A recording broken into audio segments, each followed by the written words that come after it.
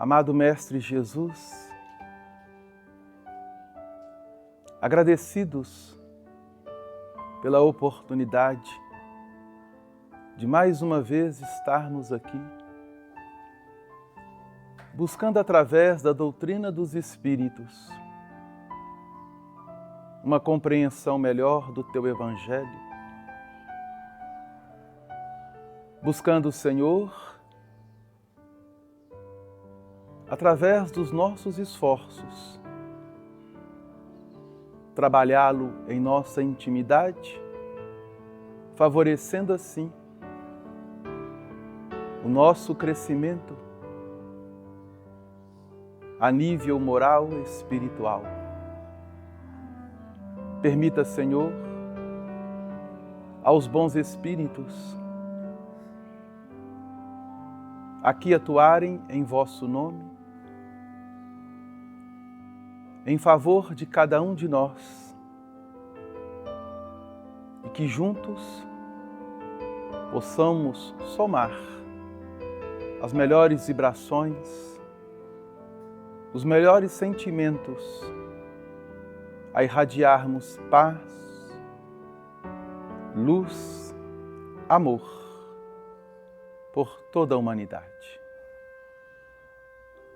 Que a vossa paz neste momento nos envolva e que saibamos conservá-la em nós, não somente no dia de hoje, como por toda a semana. Nós estamos com Jesus, Jesus conosco está, nós estando com Jesus, contra nós ninguém estará. Que assim o seja. Bom, gente, tem alguém aqui vindo pela primeira vez à casa? Não, né? Você? Seja muito bem-vinda. Como é que você chama? Isabel, seja muito bem-vinda. Mais alguém? Como é que você chama? Lúcia. Nós estamos estudando aos domingos essa obra intitulada Religião dos Espíritos. Ela é uma obra ditada pelo Espírito Emmanuel, pela psicografia de Chico Xavier, e foi publicada pela Federação Espírita Brasileira em 1960. Então, já se passaram aí mais de 60 anos, não é isso? E o objetivo de Emmanuel, assim como da espiritualidade, é nos convidarmos a estudarmos a primeira obra da codificação, que é o Livro dos Espíritos.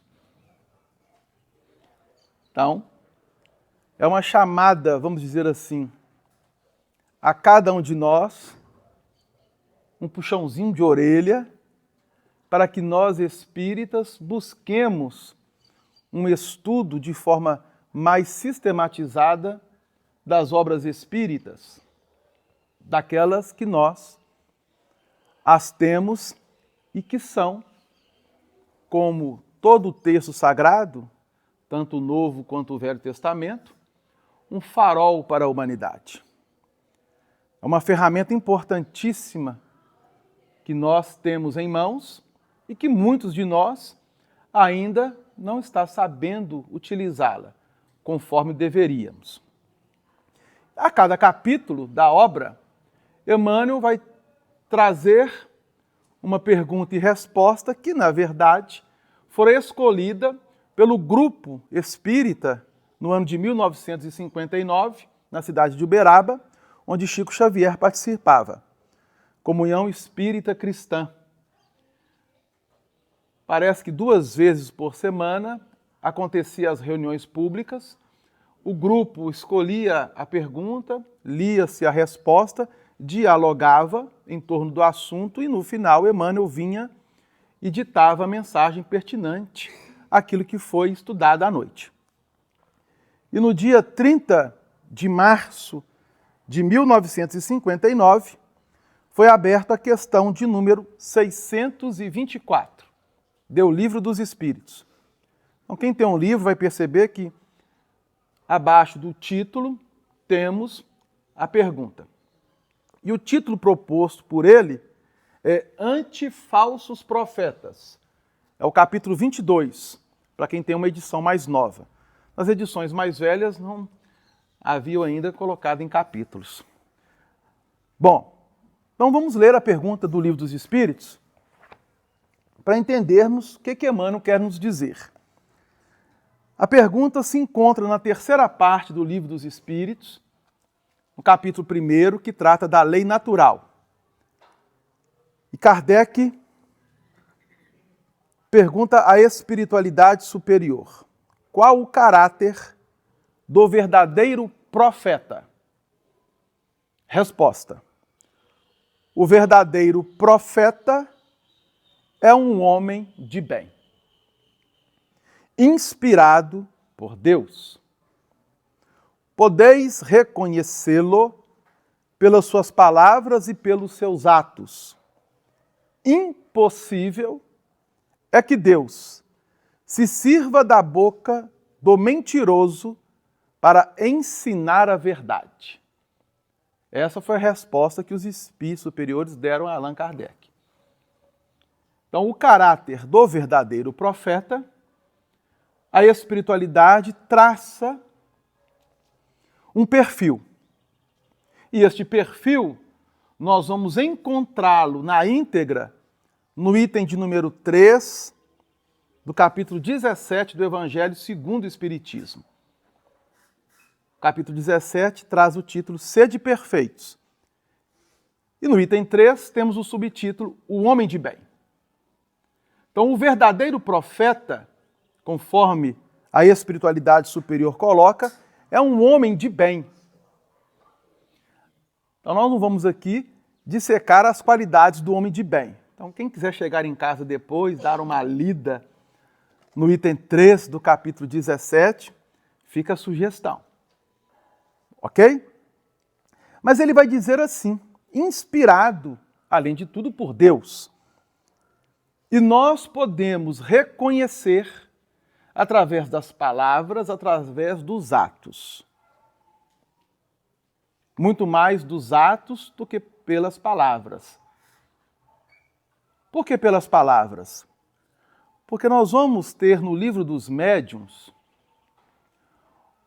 um capítulo onde Allan Kardec vai trabalhar conosco a questão da linguagem dos espíritos e, através das comunicações do mundo espiritual para o mundo físico, uma das formas de identificar qual o nível evolutivo que o espírito se encontra é a linguagem. Então, espíritos com uma linguagem mais grosseira, mais chula, demonstra aquilo que se encontra na sua intimidade. Agora, há também aqueles que se colocam como pseudo-sábios, aí nós temos na escala espírita, a partir da questão número 100 do Livro dos Espíritos, onde muitos espíritos podem ter, sim, uma linguagem refinada, rebuscada, mas que não conseguem sustentar por muito tempo. Chegará um momento em que eles mesmos se entregarão. Tudo isso para que nós possamos ter o quê? A compreensão de podermos identificar os espíritos que conosco se encontram. Aqueles com os quais sintonizamos, com os quais nos afinizamos. Mas ele continua. E essa última frase é muito importante nós termos em mente. Impossível é que Deus se sirva da boca do mentiroso para ensinar a verdade. Então, é uma colocação muito profunda dos espíritos. Mas Jesus, como sabemos, ele mesmo se intitulou ser a verdade. Eu sou o caminho, a verdade e a vida. Para nós cristãos, verdadeiramente cristãos, isso não é nenhuma novidade, porque temos em Cristo Jesus, o nosso guia, o nosso modelo. E foi ele mesmo que nos advertiu em relação aos profetas. Porque Allan Kardec, lá no capítulo 21 do Evangelho segundo o Espiritismo, ele vai trazer para nós, no item de número 4, o que significa o profeta nos dias atuais. Porque dá-se o nome profeta àqueles que têm o dom, vamos dizer assim, de predizer o futuro, de trazer-nos ou de fazer profecias. No caso, esses que trazem esses dons não quer dizer que estão sendo inspirados por Deus. Porque, na verdade, o que é colocado como um dom, hoje entendemos ser uma faculdade mediúnica. As faculdades mediúnicas são inerentes aos espíritos. Então, todos nós trazemos mediunidade, de uma forma geral. Mas ela vai se pantetear ostensivamente para alguns irmãos, do ponto de vista encarnado, que vão trazer em si mesmos, no campo biológico, uma abertura para facilitar a comunicabilidade com os espíritos, por uma faculdade, seja ela psicografia, psicofonia, clarividência, clareaudiência, audiência, vidência. Então, a mediunidade em si, como nós procuramos entender, por exemplo, Chico Xavier psicografando. Por que eu não consigo psicografar? É porque ele era portador de uma mediunidade, cuja faculdade de psicografia trazia para ele uma implementação já no corpo biológico antes do processo reencarnatório. Então isso é muito sério. Então os espíritos que têm comprometimento com a mediunidade já reencarnam com o corpo biológico preparado para isso. Ok? Mas isso não quer dizer que os outros que não têm a ostensiva possam desenvolver outros tipos de mediunidades, tais como a intuição, a inspiração. Porque lá no item 4 do capítulo 21, Allan Kardec vai descrever que hoje os profetas, em especial dentro do sentido evangélico, dentro do Velho e do Novo Testamento, é atribuído àqueles que são inspirados por Deus para trazer-nos um ensinamento de cunho moral. Então, está lá no item 4. Tranquilo até aí? Alguma dúvida? Não? Então nós estamos trazendo essas referências para que a gente possa fazer aqui uma reflexão. Antes de entrarmos aqui na lição de Emmanuel. Ok? Mas lá no Evangelho, Jesus nos fala para termos cautela contra os falsos profetas. No capítulo 7, do versículo 15 do Evangelho segundo Mateus, está assim: acautelai-vos, porém, dos falsos profetas, que vêm até vós vestidos como ovelhas, mas interiormente são lobos devoradores. É Jesus está falando. E aí, se nós fizermos uma avaliação das nossas relações e da humanidade de forma geral, nós vamos observar que muitos irmãos nossos se colocam como enviados de Deus, inspirados por Deus, como profetas, entre aspas, mas que na realidade aparentam ser, mas na intimidade não são.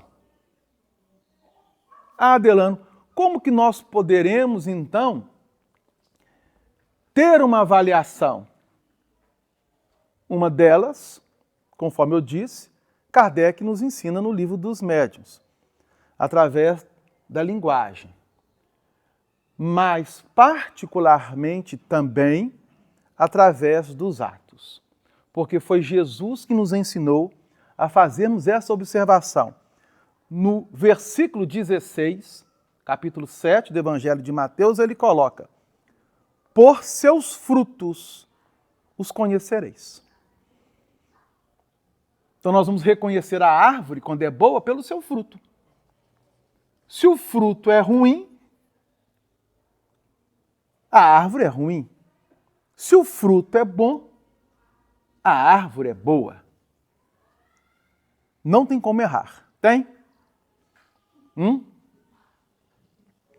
Tem ou não tem? Mas Jesus, ele firmou mais ainda o ensinamento. No capítulo 24 de Mateus, que muitos colocam que é um sermão profético do próprio Mestre, ele vai trabalhar conosco em alguns versículos, justamente em relação aos falsos profetas. No versículo 11 do capítulo 24, ele vai dizer assim: e surgirão muitos falsos profetas e enganarão a muitos. Então, Jesus está falando isso há 2000 anos atrás, praticamente. Ainda tem muita gente que nos engana ou nos engana? Alguém já foi enganado por alguém? Justamente. Agora veja bem que interessante. No versículo 12 ele vai colocar: e por se multiplicar a iniquidade, o amor de muitos esfriará. Temos observado isso na nossa humanidade, não temos? Às vezes, acontecimentos que, quando nós olhamos, não é possível que esteja acontecendo. E muitos falam assim: já estamos no século XXI e coisas desse tipo ainda acontecem? Acontecem. Coisas absurdas mesmo. Não é verdade? Parece que o homem que se diz civilizado é como se fosse apenas um verniz. Mas Jesus, ele continua chamando-nos a atenção. Dentro do versículo 24, ele vai dizer assim: porque surgirão falsos cristos e falsos profetas, e farão tão grandes sinais e prodígios que, se possível fora, enganariam até os escolhidos. Para que nós possamos observar, nenhum de nós estamos isentos de sermos enganados. A questão é: por que que somos enganados? Por que que ainda há em nossa humanidade falsos cristos ou falsos profetas? Se a espiritualidade, na resposta a Allan Kardec, diz que é impossível que Deus se sirva de um mentiroso para falar a verdade. Porque a verdade, ela nem precisa de advogado. Ela é. Agora, a mentira, ela precisa de advogado para ser sustentada. Não é verdade? Tem uma redundância, né? Parece algo assim estranho. Como assim? Porque vamos observar Jesus entre nós. Ele foi levado a uma pena de morte, foi crucificado. Qual foi a acusação? O que ele fez para ser levado à pena de morte? Então vejam bem a truculência de nós seres humanos. Quando eu falo nós, é porque nós também fazemos parte daquela malta que naquele momento, representando a humanidade, levava um homem que, além de ensinar, exemplificava através do amor. Do amor. Parece algo assim, absurdo. E ensinou-nos a praticar o amor, uns para com os outros. Porque para Deus, todos sabemos, não existe privilégios e nem diferenças. Para Deus, não. Mas para nós, seres humanos, ainda vinculados a uma evolução dentro de um planeta de provas e expiações, trazemos muitas dificuldades a serem vencidas. E essas dificuldades nossas vão facultar que apareçam, de tempos em tempos, homens que se dizem profetas ou que se afirmam ser Cristo, quando na verdade é apenas um verniz, ou como o próprio Cristo ensinou-nos, ovelhas, mas no interior são lobos devoradores. Agora vejam bem o que Emmanuel vai dizer para nós. Olha o título. Anti-falsos profetas. Os profetas falsos ainda existem na nossa humanidade. Existe ou não existe, gente? Alguém tem dúvida disso? Não, né? Infelizmente, né, gente? Nossa Senhora, a situação está complicada, né? Mas nós temos o objetivo de eliminar isso. Agora, como é que nós vamos fazer isso? O Emmanuel nos dá uma sugestão. É uma sugestão. E como é que ele vai colocar? Então vejam bem. Acautela-te em atribuir aos falsos profetas o fracasso de teus empreendimentos morais. Então ele está nos dando uma chamada de que, se nós temos fracassado e queremos atribuir o fracasso a quem quer que seja, no caso, falsos profetas, que nós paremos e façamos uma reflexão, uma autoavaliação, para termos uma cautela. Porque muitos de nós, na realidade, estamos atraindo ou sintonizando-nos ou afinizando-nos com falsos profetas. Ah, Adelano, que é isso? Olha o que ele vai colocar. Recorda que todos somos tentados, segundo a espécie de nossas imperfeições. Recorda. Mas recordar como assim, Emmanuel? Que cada um é tentado segundo a espécie de nossas imperfeições. Bom, o que ele está querendo nos dizer? Tem um texto no Novo Testamento, que é do apóstolo Tiago. Alguém já leu esse texto no Velho Testamento, no Novo Testamento?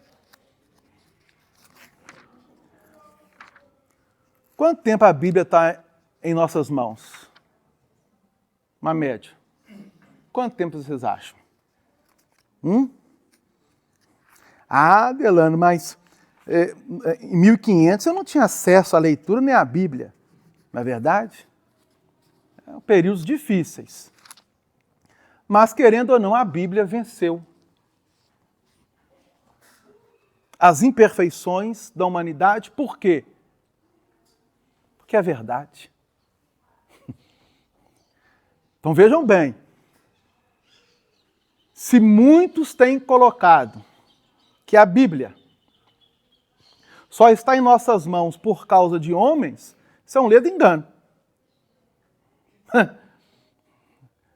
O ser humano não consegue eliminar uma barata. E a barata é um habitante da Terra muito mais antigo que nós, seres humanos. E tem muito mais espécies do que nós, seres humanos. Tem baratas que estão na humanidade há mais de 1 milhão de anos. Alguém consegue eliminar a barata? A gente consegue afastar um pouco, por um período, né? Da nossa casa, não é verdade? Mas vira e mexe, elas estão lá. E aí, nós vamos ter em mente que os textos sagrados chegaram até nós por causa dos homens? Não. Porque há uma ação providencial, divina, há uma programação. Obviamente, contaram com os homens. Claro. Mas daí a dizer que foi por intermédio de nós, homens falhos, que esses textos chegaram até nós? Porque no Evangelho segundo o Espiritismo, lembremos, Kardec coloca, os verdadeiros profetas são inspirados por Deus, são intuídos por Deus. Por mais que nós, seres humanos, tivemos e colocamos obstáculos, empecilhos, para que os textos pudessem chegar da forma como hoje nós os temos, não podemos esquecer que tudo tem um porquê, tem um objetivo. Mas Tiago, um dos apóstolos de Jesus, ele vai escrever na sua primeira carta, dentro do versículo 14, capítulo 1. Primeira carta, só tem uma carta. Capítulo 1 da carta de Tiago.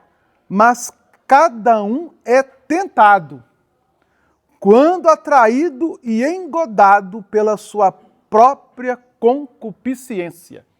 O que significa isso? Paixão desregrada. Concupiscência significa paixão desregrada. Que nós trazemos em nosso campo íntimo. E estamos reencarnados para aprendermos a nos educar diante de nós mesmos e reeducarmos diante de situações em que nós nos comprometemos no passado. Depois, versículo 15, havendo a concupiscência concebido, dá à luz o pecado, e o pecado, sendo consumado, gera a morte. Então, primeira carta de Tiago, versículo 14 e 15, aqui morte é no sentido de morte moral. Ok, gente? Porque morte não existe, tal como é colocado aí. Então, o que Emmanuel está trazendo? Acautela-te em atribuir aos falsos profetas o fracasso de teus empreendimentos morais. Recorda que todos somos tentados segundo a espécie de nossas imperfeições.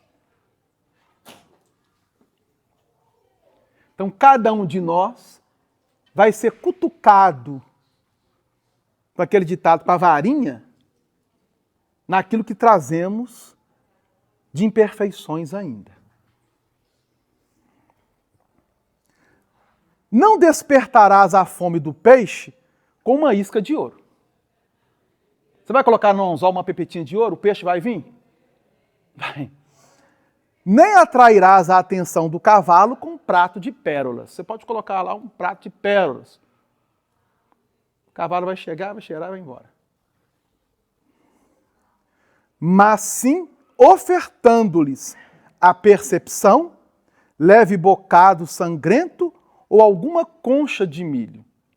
Então, eles são atraídos e eles vão utilizar, através da isca, elementos que possam justamente entrar no campo íntimo, tanto do peixe quanto do cavalo. Desse modo, igualmente, todos somos induzidos ao erro na pauta de nossa própria estultícia, tolice, estupidez. Então, todos nós somos induzidos ao erro na pauta da nossa estultícia, da nossa tolice. Dominados de orgulho, cremos naqueles que nos incitam à vaidade. E sedentos de posse, assimilamos as sugestões infelizes de quantos se proponham a explorar-nos a insensatez e a cobiça. É preciso lembrar que todos somos, no traje físico ou dele desenfaixados, espíritos a caminho, buscando na luta e na experiência os fatores da evolução que nos é necessária. E que por isso mesmo, se já somos aprendizes do Cristo, temos a obrigação de buscar-lhe o exemplo, parâmetro ideal de nossa conduta. Então, nosso exemplo é Jesus. E cada um de nós é atraído por aquilo que trazemos. Ele colocou aqui algumas das nossas imperfeições. Orgulho e vaidade. Vocês viram lá, né?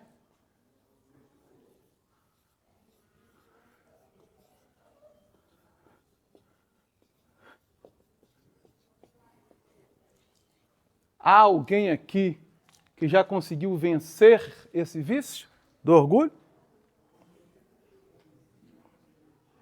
Há alguém aqui que já conseguiu vencer o vício da vaidade? Ele colocou só esses dois, por enquanto. Mas nós temos mais imperfeições do que isso aqui, não temos? Temos ou não temos? Pode falar, Valdemir. Fernando, interessante que quando Jesus fala conhecerei a verdade e ela vos libertará, vai incluir também os falsos cristos, os falsos profetas. Porque quando o fariseu pergunta qual é o primeiro mandamento, ele responde amar a Deus e tudo. O amor é o primeiro, é o primeiro, vamos falar assim, o principal mandamento. Então, ele manda amar a Deus, nosso Criador, ao próximo e a si mesmo. Então, por exemplo, as nossas dificuldades, por exemplo, medo, indiferença, discordância, intolerância, vai abrir o campo, o falso profeta aproveita as nossas dificuldades. Porque quando a gente vê, por exemplo, nas guerras, né, essas guerras que está tendo aí, qual que é a ideia principal? Vamos fazer a guerra para buscar a paz. Nenhum psicopata, a pessoa normal, ia pensar uma coisa dessa, mas a gente cai porque é o orgulho de raça. Né? Nós brasileiros, nós somos melhor que o outro. E o falso profeta lança essas liberdades aí e a humanidade cai. Há seres tão inteligentes, mas tão inteligentes, que ele consegue colocar uma mentira como uma verdade. E dá de bandeja e todo mundo aceita. Um dos legados que Allan Kardec deixou-nos é aprendermos a passarmos tudo pelo crivo da razão. Antes que a doutrina dos espíritos chegasse à Terra, passamos por inúmeras situações do ponto de vista evolutivo, onde, em um certo momento, o ser humano foi chamado a trabalhar a sua racionalidade. Sem isso, a doutrina espírita ela teria dificuldade para chegar até nós.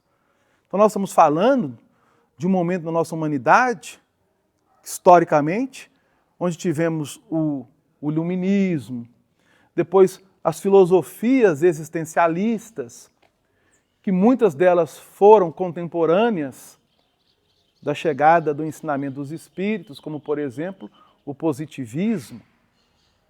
Mas com qual objetivo?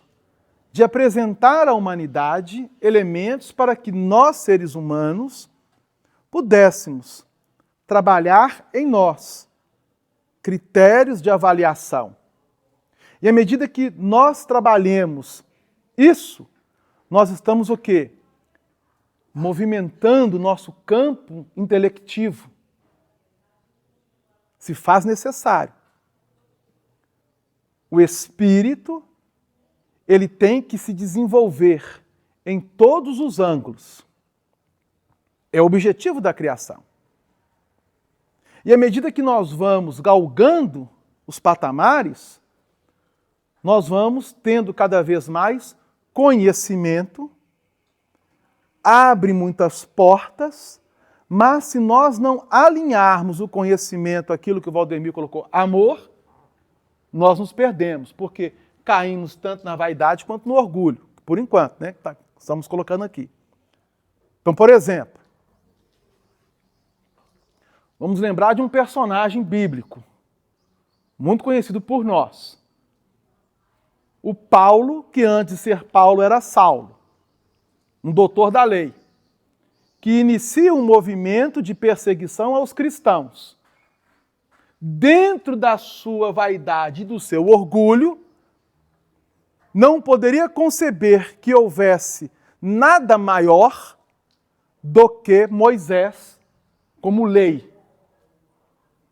E por defender Moisés, e ferido dentro de um orgulho no campo afetivo, aqui nós temos um outro leque que se abre, que somente a doutrina espírita nos traz essa informação, porque ele era noivo. Os registros dos textos que temos, conforme está no Atos dos Apóstolos, não traz isso. Então os historiadores, eles não têm essa peça para encaixar. Mas a doutrina espírita nos apresenta que antes dele iniciar a perseguição, ele foi ferido no seu orgulho, porque a noiva havia se tornado cristã. E aí teve todo um processo que culminou no apedrejamento e morte do primeiro mártir do cristianismo relatado pelos historiadores bíblicos, que foi Estevão, está registrado no Atos dos Apóstolos, e o Estevão era irmão da sua noiva. Então nós temos uma obra na doutrina espírita chamada Paulo e Estevão, onde Emmanuel está trazendo para nós muitos bastidores de acontecimentos do cristianismo nascente. Essa é uma ferramenta que nós espíritas temos. Ah, porque nós temos privilégio? Não. Porque isso não é nem motivo de orgulho ou vaidade. É a misericórdia do alto que permitiu que nós tivéssemos acesso a essas informações. E aí nós lemos os livros, passeamos pelos livros, mas não fazemos uma reflexão profunda conforme deveríamos fazer. Então, o que a espiritualidade está nos chamando a atenção? Olha, cuidado, porque os falsos profetas existem. E ainda existirão por um tempo na nossa humanidade. Isso é fato. Se nós trazemos ainda imperfeições, como aqui registrada por Emmanuel, orgulho e vaidade, nós vamos ser o quê? Induzidos dentro dessas imperfeições a cair, a tropeçar. Porque nenhum espírito vai chegar até mim e tentar me induzir naquilo que eu não tenho. Por quê? Não vai ter troca de sintonia, não vai ter afinidade. Mas se eu trago algo em mim que necessito modificar, eu tenho que tomar cuidado, porque isso representa uma fragilidade. Nós somos frágeis. É aquele ditado, né? O calcanhar de Aquiles. Todo espírito tem uma fragilidade. Todo espírito.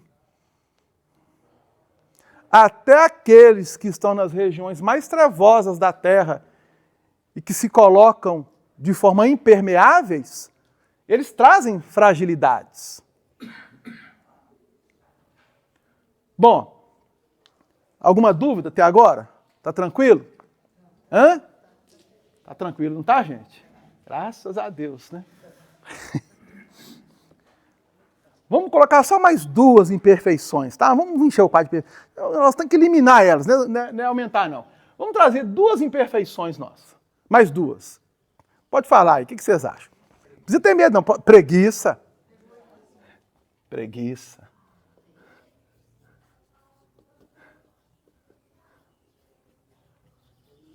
Egoísmo. 4 imperfeições.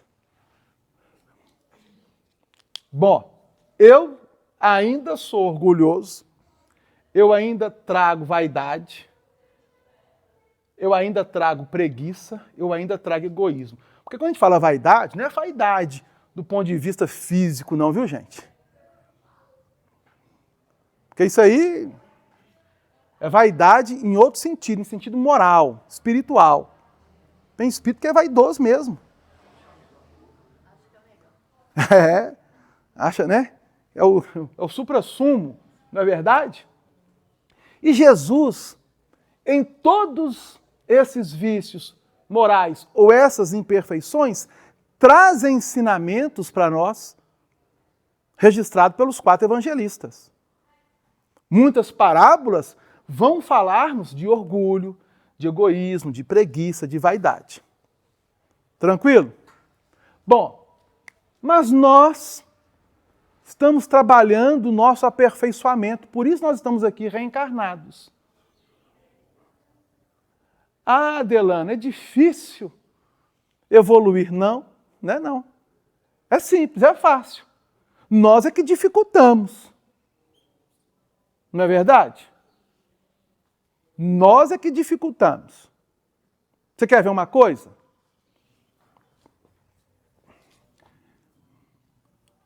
Vou desenhar aqui um negocinho aqui.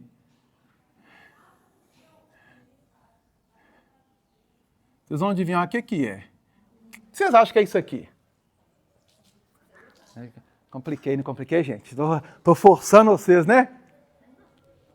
Vou falar para vocês, olha para você ver que coisa boa. Cartão de crédito. Ah, meu Deus do céu. Aparecendo outra coisa, né? Um cartãozinho de crédito. Um cartãozinho de crédito pode nos levar à ruína ou não pode? Justamente. Justamente. Esse é o problema. Esse é o problema. Você tem lá um cartão de crédito. Aí o banco te oferece mundos e fundos. Não, você vai ter aqui 10 mil de crédito. Tá bom 10 mil de crédito? Tá? Hã? De limite? Tá pouco? 10 mil tá bom ou tá pouco? O que vocês acham? Tá pouco, né? Né? 10 mil tá... Vamos colocar 10 mil, tá bom. É isso? E aí, o que acontece? O ser humano, ele é frágil, ele é orgulhoso, ele é vaidoso, ele é preguiçoso, ele é egoísta. E com o cartão de crédito, ele vai ter algumas facilidades que ele pode usufruir momentaneamente. Aí, ele gasta do limite dele 8 mil reais do limite.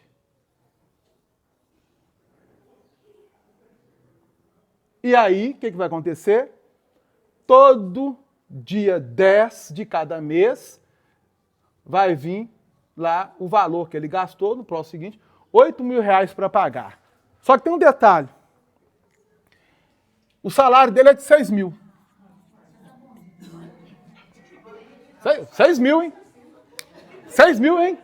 Um salário bom, tá, gente? 6 mil tá bom? 6 mil reais por mês, tá bom? Tá bom? Vamos ver aqui. Professor ganha 6 mil reais? Se dobrar serviço, ganha. Ah, que beleza. Então o professor, ele pode ter preguiça, não pode?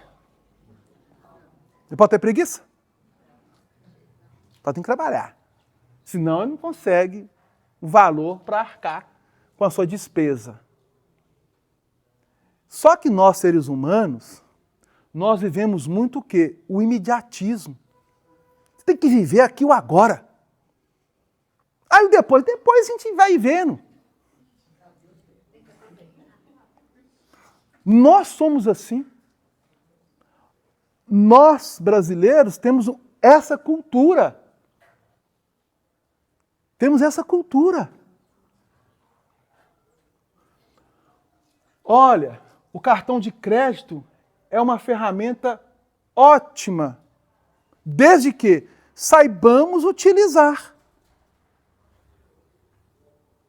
Como nós não temos uma cultura do ponto de vista educacional, no campo econômico, quando eu falo econômico, é dentro de casa mesmo, dentro de família mesmo. Porque dentro do lar, a gente desperdiça demais. Já começa por aí. Desperdício. De pequenas coisas, tá, gente? Uma torneira que fica aberta, uma luz que fica acesa num cômodo sem ninguém estar presente. Coisinhas bobas, aparentemente, mas que somadas dia a dia, no mês faz uma diferença. Uma criança que está sendo ali educada e observa, ela absorve isso, caso ela traz tendências. E muitas vezes os filhos corrigem os pais, não corrigem? Corrigindo os pais aí, ó. Você vai se alimentar, você vai colocar no prato, você está no self-service. Você vai colocar, você nem sabe o que você vai colocar, de tanta coisa que tem. Você tem que escolher. E aí você escolhe. Geralmente as pessoas colocam sempre um pouco para mais, já perceberam? E sobra no prato. São toneladas de alimentos desperdiçados nos restaurantes que daria para alimentar multidões de restos de comida que ficam no prato. Eu estou falando isso porque nós vamos ser induzidos dentro das nossas fragilidades. Qual é o objetivo de estarmos aqui? Nos educarmos. Se nós não conseguirmos nos educarmos nas coisas mais simples, aquelas que são consideradas difíceis vão realmente ser difíceis. Qual que é o objetivo? Aprendermos a educar. Bom, o meu limite é 10 mil. Só que eu ganho 6 mil. Nesses 6 mil, eu tenho que pagar a luz, a água, a internet. Mais a alimentação, que já está incluída aqui talvez no cartão de crédito, não é verdade? A gente parcela de 2, 3 vezes. Então, se eu gastei, se a minha fatura vier, por exemplo, 4 mil, e eu ganho 6, vão sobrar 2. Eu consigo pagar minha fatura, sobra 2, esses 2 eu consigo equilibrar minhas contas. Se eu não gastar tanta água, tanta luz, né?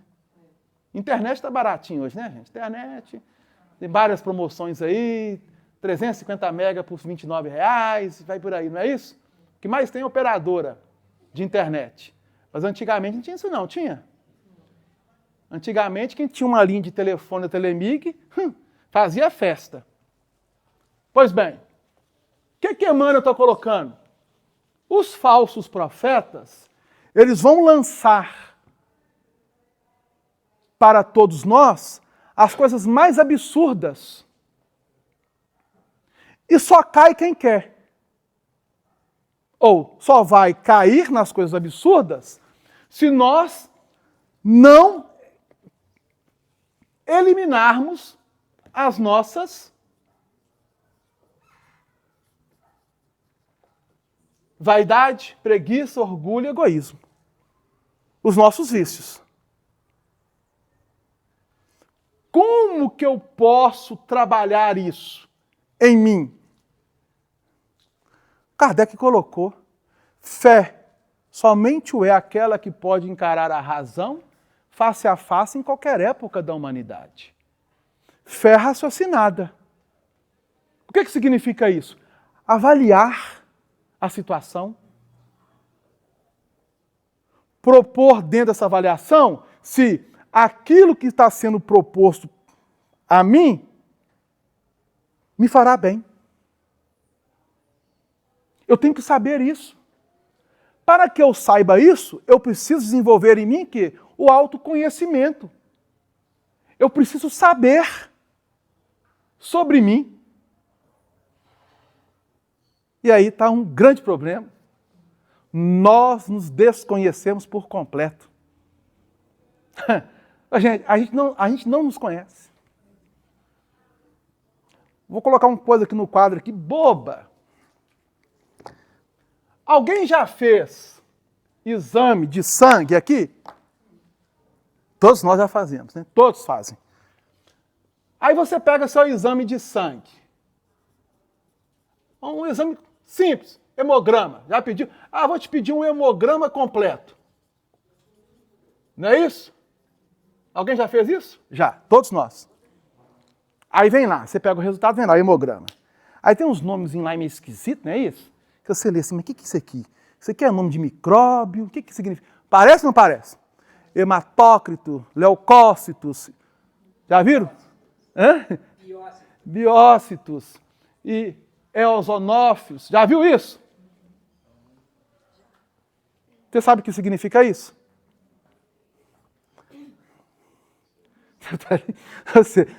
Quantos exames de sangue vocês ou nós já fizemos durante a nossa atual existência? O hemogramazinho. Aí você lê, aí você vê a referência. Não, que isso aqui eu estou bom. Aí você, eu estou com um pouco micróbio. Você acha que aquilo é micróbio. Não é micróbio. Dá uns nomes esquisitos, né? Deve ser qualquer tipo de bactéria, de vírus, mas não é. Porque cada nomezinho daquele ali é uma referência a uma função dentro da corrente sanguínea. Por exemplo, o hematócrito está representando os glóbulos vermelhos, que vão realizar a hemoglobina como um todo. Aí você tem que saber tudo isso. Mas eu não sou médico. Mas você pode pesquisar ou não pode? Mas a preguiça é tanta. Não é mesmo? Já as plaquetas, a Adelante está com plaqueta baixa. O que significa isso? Que a minha produção de glóbulos brancos, que é a defesa do organismo, está baixa. E você vai ler lá a plaqueta, tem vários aqueles nomezinhos esquisitos, que parece micróbio, que na verdade isso aqui são funções onde um átomo ou átomos estão realizando dentro da corrente sanguínea. Como ferro, por exemplo, fulano está com baixa de ferro. Cada um daqueles tem uma função dentro da corrente sanguínea. E nós desconhecemos isso. Por quê? Porque nós temos preguiça de pegar, ler e pesquisar. Hoje com a internet, então, ficou mais ainda, né?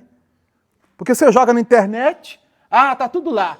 Então, cuidado com aquilo que você está vendo na internet, porque nem sempre o que se joga é a verdade, é a realidade. E nós somos envolvidos nisso por quê?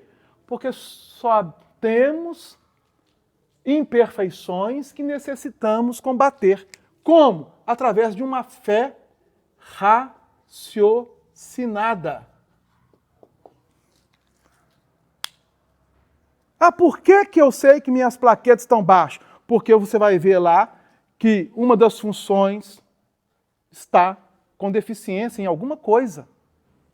Aí você pode repor isso, através até de uma alimentação. Aí o Emmanuel continua, que nós ainda não terminamos.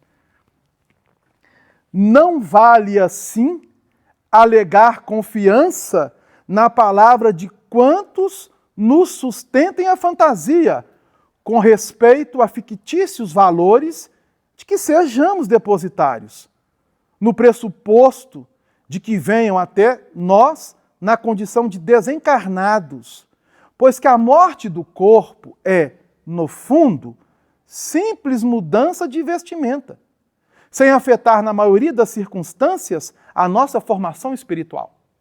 Nós vamos sair do corpo, nós vamos continuar sendo os mesmos, do ponto de vista moral e espiritual. O que vai mudar é a dimensão onde nós vamos estar. Não teremos o corpo físico, mas estaremos agindo através do corpo perispiritual, mantendo aquilo que edificamos e construímos ao longo dos milênios pelas reencarnações.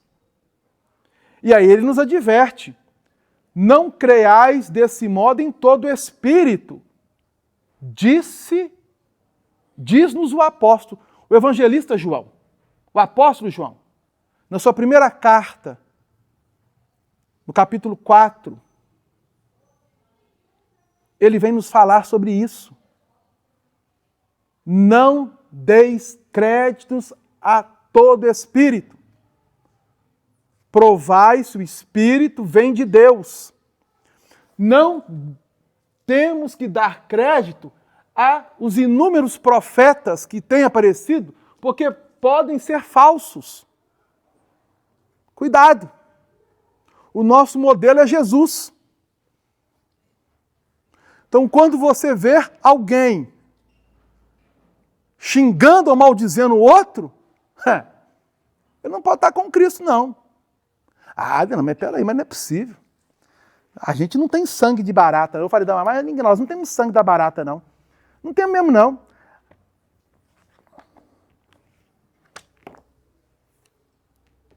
Gente, o que está acontecendo na nossa humanidade hoje, nós precisamos tomar muito cuidado. O que tem de postagem nas redes sociais, tem coisa lá que até Deus está duvidando se Ele criou ou não. De tão inteligente que nós, seres humanos, o somos. Mas a espiritualidade já nos advertiu.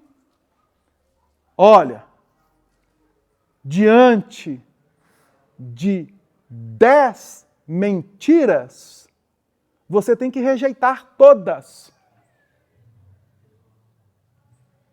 Agora, a verdade, ela não precisa de defesa. Então ele colocou para nós. É melhor, às vezes, você, no momento que não compreende a verdade, ficar em dúvida, ficar com o pé atrás, do que aceitar 10 mentiras. Porque a mentira, ela não tem sustentação. Vai chegar uma hora que ela vai ter como fugir. E diante da verdade, mesmo que nós, no momento, não a aceitemos, mas que pelo menos não deixemos que a mentira tome conta. E a nossa humanidade. Posso pagar aqui? Vocês pensam que essa mentira é de agora, não é? Hein? Não. A mentira foi instaurada no planeta que nós habitamos pelo fato das nossas imperfeições. Jesus combateu isso.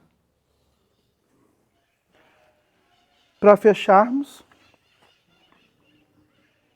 porque ele vai dizer aqui, Procuremos, pois, o Mestre dos Mestres, como sendo a luz de nosso caminho, e cotejando com as lições dele, avisos e informes, mensagens e advertências que nos sejam endereçados, desse ou daquele setor de esclarecimento, aprenderemos, sem sombra, que a humildade e o serviço são nossos deveres de cada hora, porque a verdade nos ilumine e para que o amor puro nos regenere, preservando-nos, por fim, do assédio de todo o mal. Então, o mal tem como pai a mentira. Sabiam disso? Não? Para nós fecharmos, eu vou ler aqui então uma mensagem de Jesus no Evangelho de João.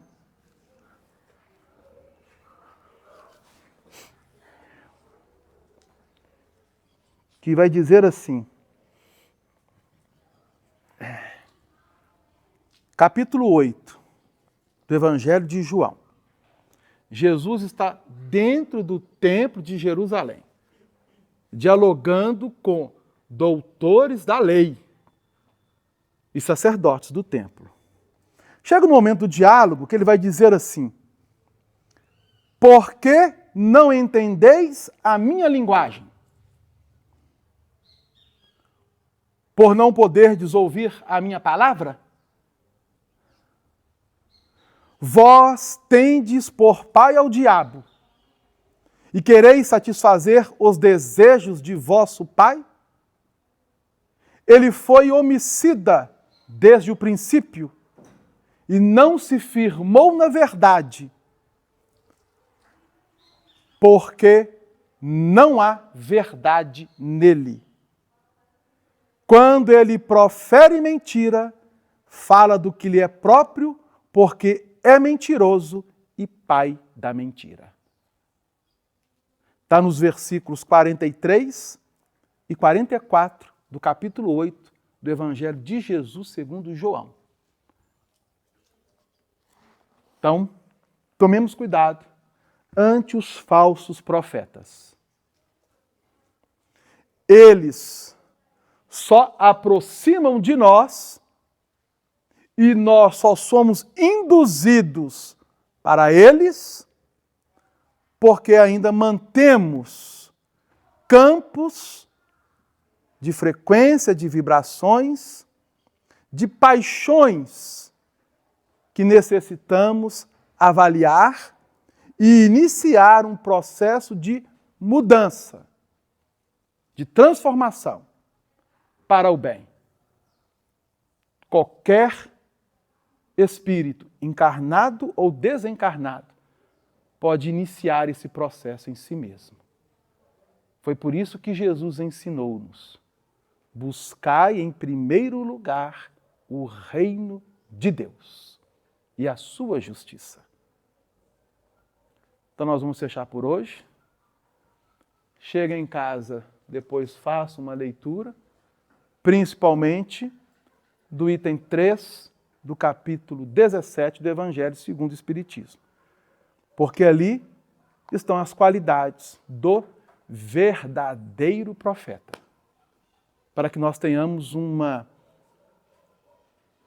algo para que possamos nos firmar e discernirmos diante daquilo que vem sendo apresentado a nós em termos de humanidade.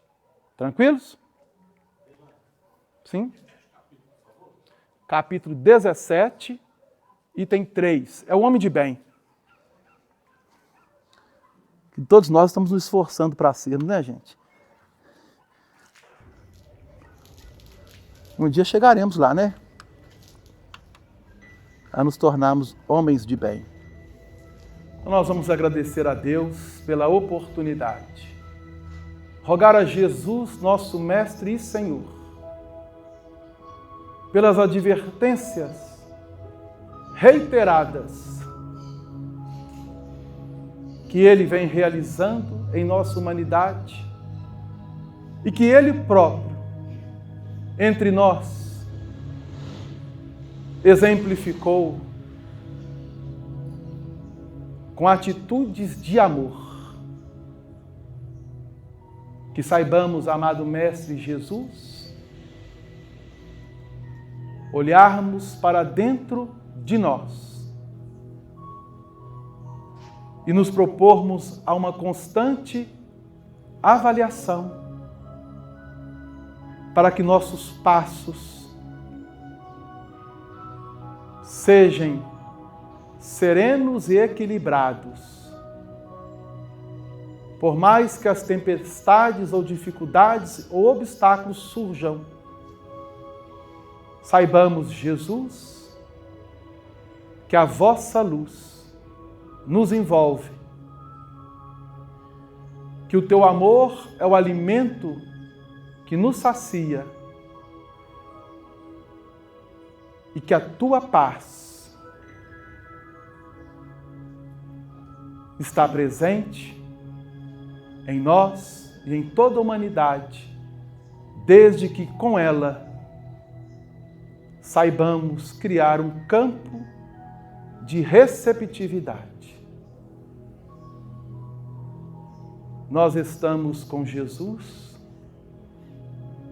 Jesus conosco está. Nós estando com Jesus, contra nós ninguém estará, que assim o seja.